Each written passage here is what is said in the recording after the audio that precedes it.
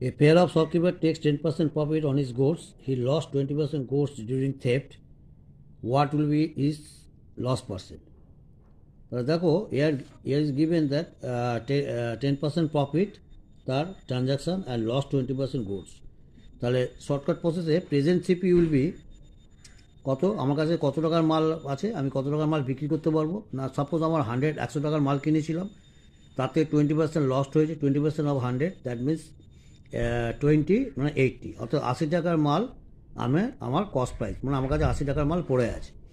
এবার আমি প্রফিট করব, মানে এসপিটা বার করবো। SP after the quantity of goods, CP plus profit.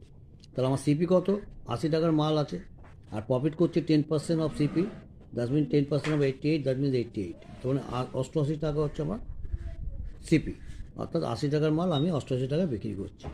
কিন্তু আমার অ্যাকচুয়াল সিপি কত, অ্যাকচুয়াল সিপি 100, অ্যাকচুয়াল সিপি হচ্ছে আমার 100, আর আমি বিক্রি করেছি কত, আমার ক্যাশ বক্সে টাকা জমা পড়েছে 88 রুপিস।